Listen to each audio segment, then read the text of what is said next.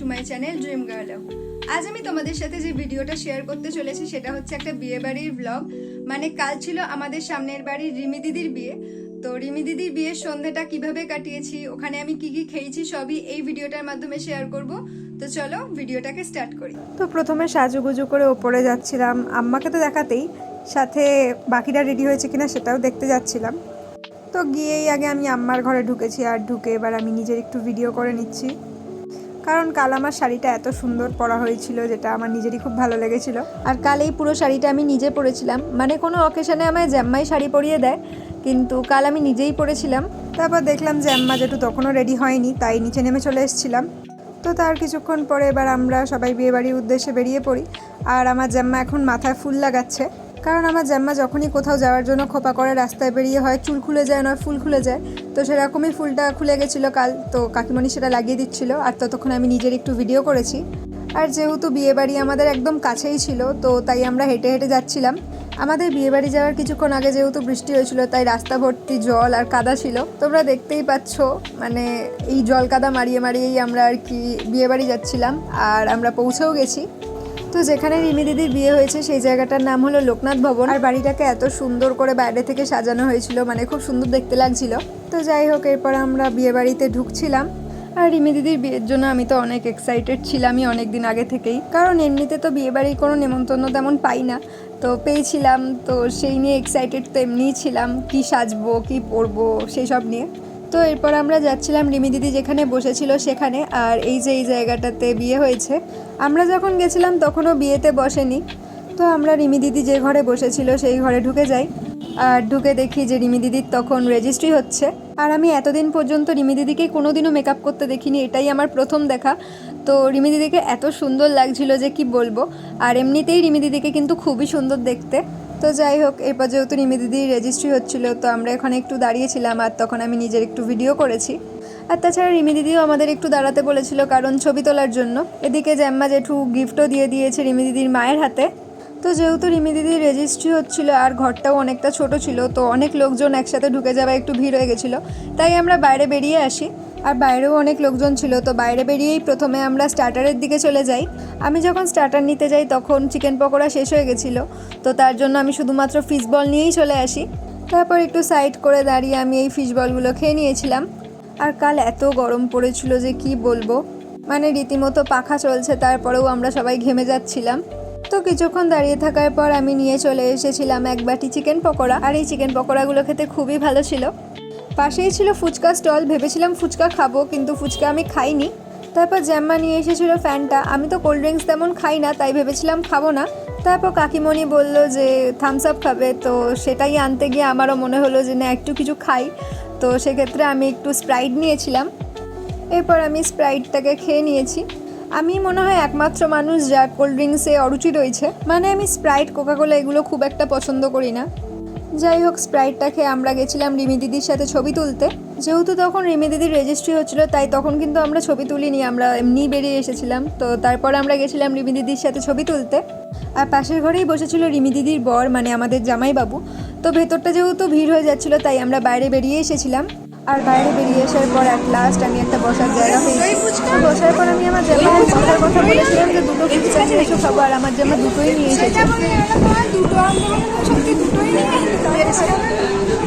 তারপর আমি একটা ফুচকা টেস্ট করেছি।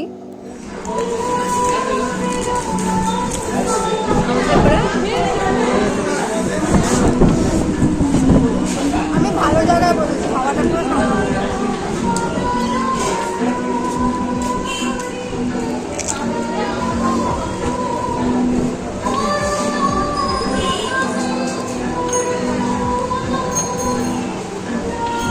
তারপর এই যে এটা হলো আমাদের দাদু, মানে ননির দাদু।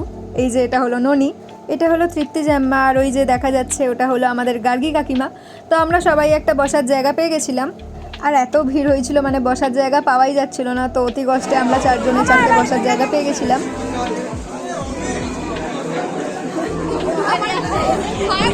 আর এই দেখো সেলফি তোলার জন্য লোকে কি না করে। আর এই যে এবার আমরা একটু ভেতরে এসে বসেছিলাম, কারণ এবার বর বিয়েতে বসছিল।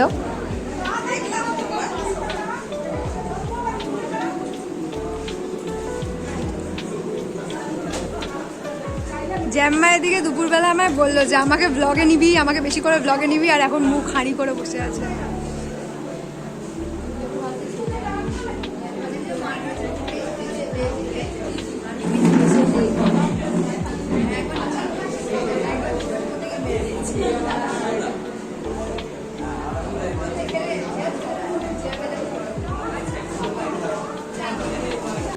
তো কিছুক্ষণ নিচে বসে থাকার পর এবার আমরা ওপরে যাচ্ছিলাম খেতে। তো আমার দাদার জেঠু আগে আগে খেতে বসে পড়েছিল, তো নেক্সট ব্যাচে ওদের সিটেই আমাদের বসার কথা ছিল। তো আমরা যখন ওপরে গেলাম তখনও ওদের খাওয়া চলছিল। তো যাই হোক, এরপর আমরা সিট পেয়ে যাই আর আমরাও খেতে বসে পড়ি। আর আমরা 4 জন একসাথে খেতে বসেছিলাম, মানে আমি, আমার মা, বাবা আর গার্গী কাকিমা। জ্যাম্মা আর কাকিমণি অন্যদিকে আগে আগেই বসে পড়েছিল। তো যাই হোক, মেনু কার্ড তো দেখলে তোমরা। তো প্রথমেই দিয়ে দিয়েছিল গরম গরম ফিশ ফ্রাই, সাথে স্যালাড আর কাসুন্দি তো আছেই। আর এই ফিশ ফ্রাইটা খেতে কিন্তু খুবই ভালো ছিল। তবে আমার পেটে যদি একটা গোটা ফিশ ফ্রাই যায় তাহলে আমি আর পরের কিছু খেতে পারবো না।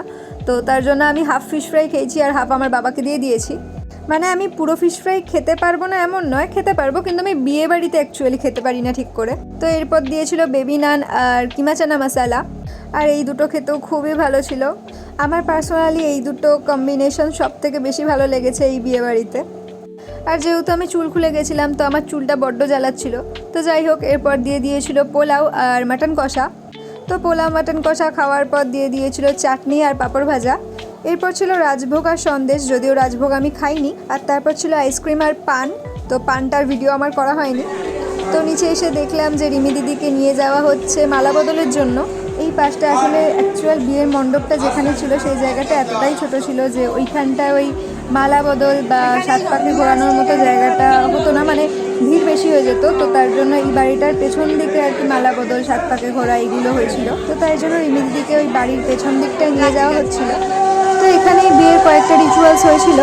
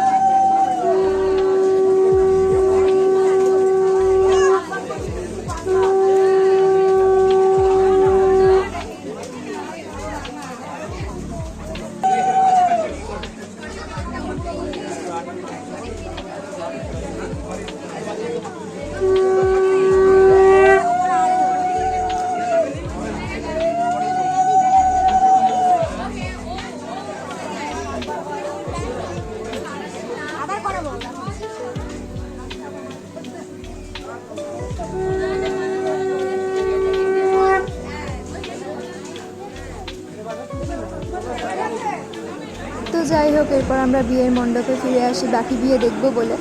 আর ততক্ষণে আমার জ্যাম্মা, জেঠু, বাবা, দাদা সবাই বাড়ি ফিরে এসেছিলো। আমি আর আমার মাই ছিলাম, আর পাড়ার কয়েকজন ছিল, মানে ওই তৃপ্তি জ্যাম্মা, তারপর গাগি কাকিমা, এরা সবাই ছিল।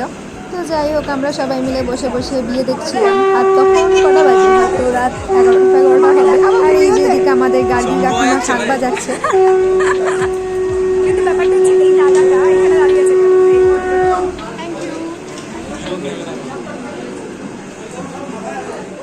আর এই যে এটা হলো আমাদের সব থেকে বড় ফটোগ্রাফার। ওকে তৃপ্তি জাম্মা দায়িত্ব দিয়েছে যে রিমি দিদি আর রিমি দিদির বরের ছবি তোলার। তো ওকে দেখো কত বড় কাজ করছে ও। তো যাই হোক, ওর ছবি তোলা হয়ে গেছে, আবার ফিরে এসে নিজের জায়গায় বসে পড়েছে।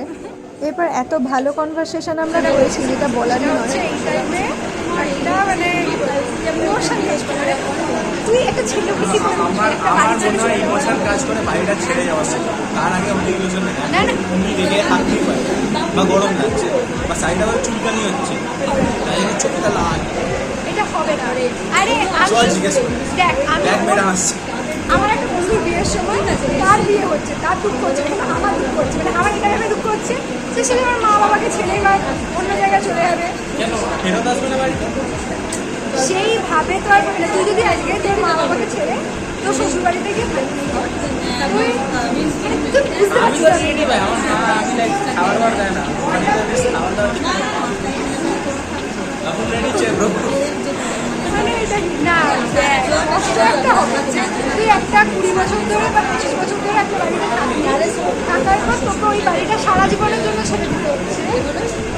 সারা জীবনের জন্য ছাড়ছে না, মানে বিক্রিকে দেখা করতে পারে তুই একটা নতুন জায়গায় যাচ্ছিস, সেটা নতুন ঘর, নতুন বিছানা, তোর একটা মানে তারপর ওখানকার শ্বশুর বাড়ি।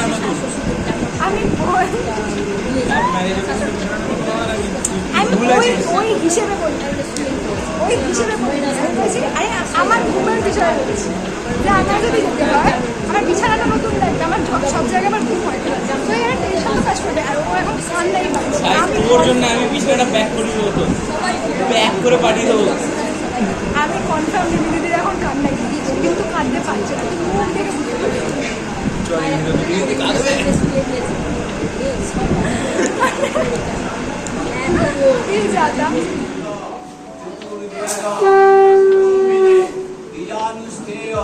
সৎকর্ম সাক্ষিণে ব্রাহ্মণে নমঃ।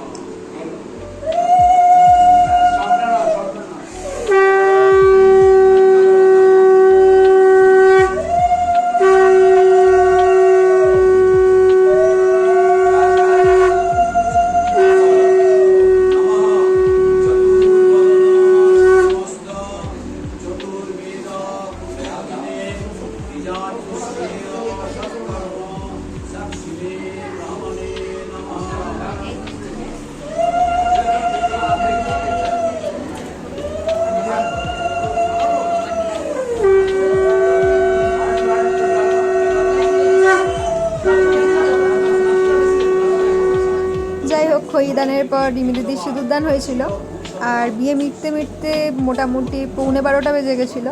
তো আমরা সবাই বিয়ে দেখার পরেই বাড়ি ফিরেছি।